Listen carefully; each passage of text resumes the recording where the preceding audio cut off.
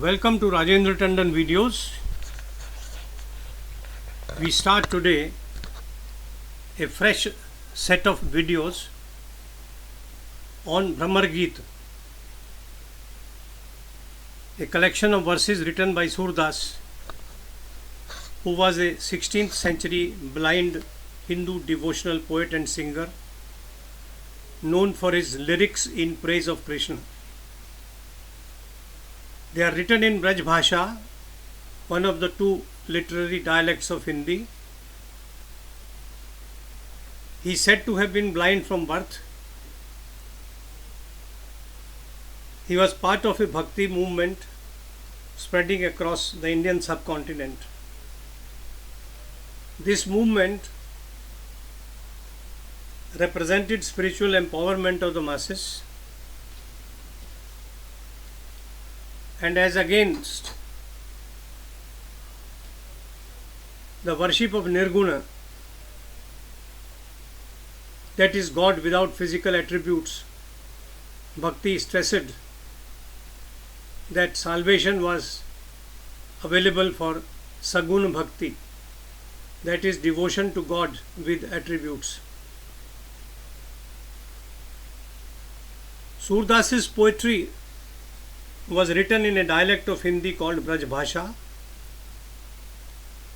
until considered to be a plebeian language, as the prevalent literary language was either Persian or Sanskrit. His work raised the status of Braj Bhasha from a crude language to that of a literary one.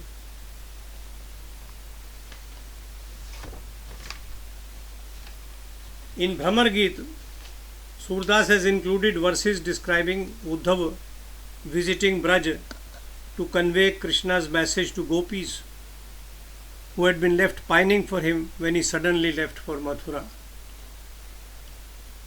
The original Brahmar Geet is available as a part of Bhagavad Puran.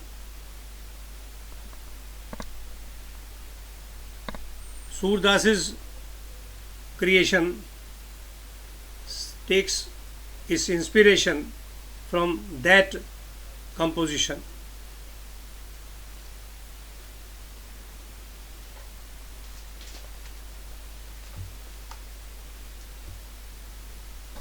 Krishna, when he had gone to Mathura, knew that the gopis of Braj were pining for him.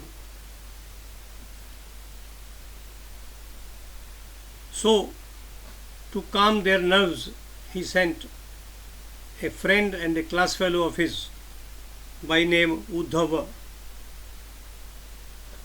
with a message to gopis.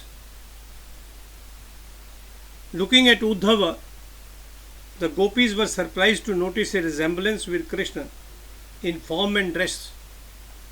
The same long arms, eyes like a fresh lotus bud, yellow dhoti and a shawl, a garland of lotus flowers around his neck, earrings studded with gems, and a joyous mien. Who is this handsome man? Where from has he arrived? Why is he dressed like our beloved Krishna? Talking in this vein and curious to know his identity, the gopis surrounded Uddhava. Once they knew him to be a messenger of their beloved, they bowed their heads with the shy smiles and greeted him in polite and mellifluous words. As written in Srimad Bhagavata, the gopis addressed Uddhava like this: as a messenger of Yadunath, you have arrived to console his parents. Otherwise, what remains in this village where only the cows live and graze? For him to remember, aware we are that even sages cannot rise above attachments and forget their parents and their kith and kin.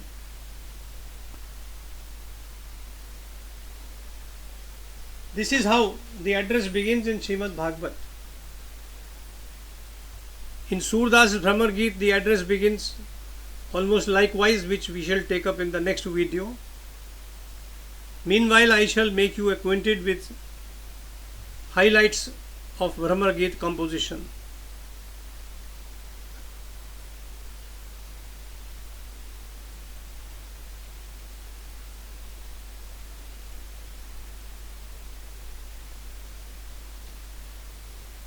Uddhav is conversant with yoga and Brahma Jnana and not even distantly conversant with Amar, Prem. When the gopis, still disturbed with Krishna's departure, emotionally disturbed, inquire of him about Krishna, Uddhav talks of the formless Brahma and yoga. This irritates the gopis, who angrily compare Uddhav with a black bee, that is Brahmara.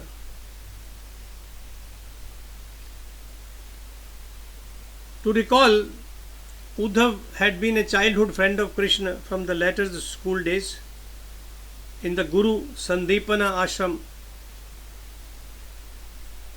While he always talked of Nirguna Brahma and yoga, Krishna disagreed with him. Krishna believed that this world could not subsist and grow without Virha and Prema Rasa. Virha are the pangs of separation. Uddhav's philosophical denial bored Krishna, who thought of affections showered by parents on their children, relationship between brothers and sisters, between close friends and between men and women. He considered Uddhav's emphasis misleading.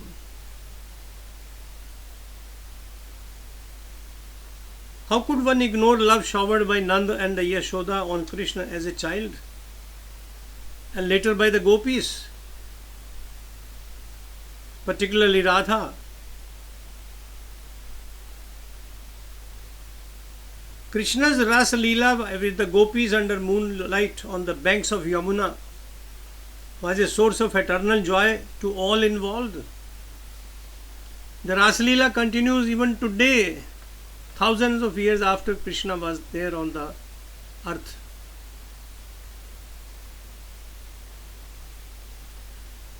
Every year men and women dance with joy, following the same rituals.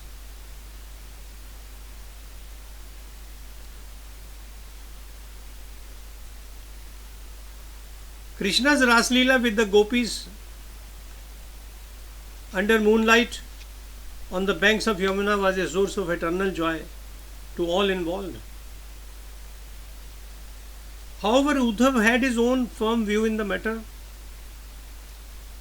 He thought himself capable of reforming the gopis of their excruciating attachment to Krishna by imparting them a lesson in Nirguna Brahma,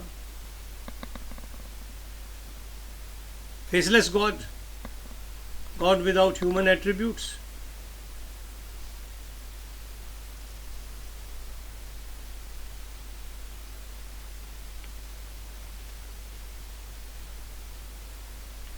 While talking to him, the gopis repeatedly chant Krishna's name.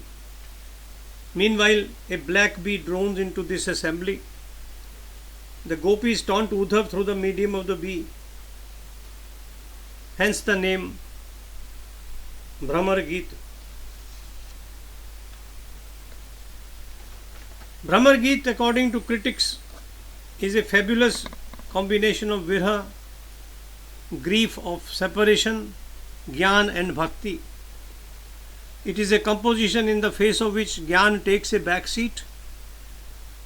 Here the entire logic of yoga accepts defeat.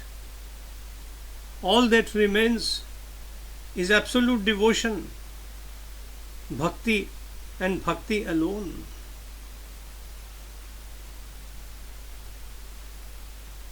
In this conversation between the gopis and Uddhava, Surdas highlights the dreariness of Jnana and the superiority of Bhakti. As an alternative replete in rasa, the essence of life. The gopis describe their games as an expression of pure love and plead their helplessness in worshipping Nirguna Brahma. एक हुतौ सो गयो श्याम संग को आराधे ईश. अब कैसे हूँ निकसत नहीं उधो, तिरछे हूँ जू आए द्वार. The doors are closed. What do we do? Nobody can enter them except Krishna. No other knowledge can come to us.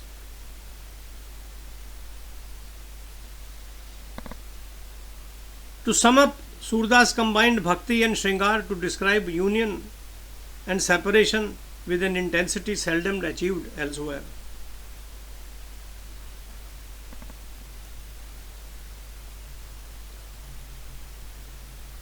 In his supplication verses, Surdas prays, हमारे प्रभु अवगुण चित्त न धरो. Don't look at our faults. O dear God, समदर्शी है मान तुम्हारो, सोई पार करो. You look at all of us with the same affection and give us salvation.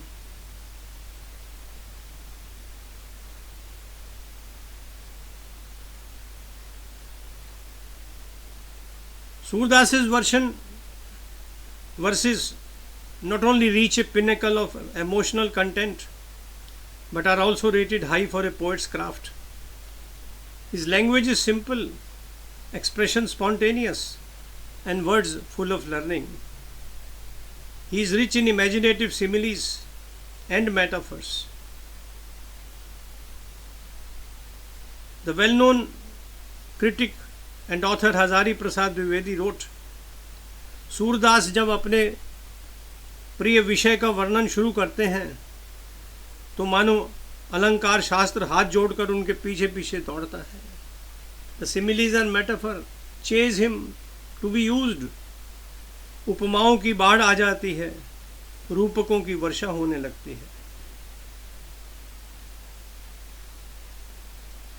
Surdas is one of the greatest of Hindi poets. He not only enriched the literature with emotion and linguistic excellence, but also pioneered a unique tradition in Krishna Kavya. We will begin with verses from Bhramar Geet in the next video. Till then, I bid you farewell.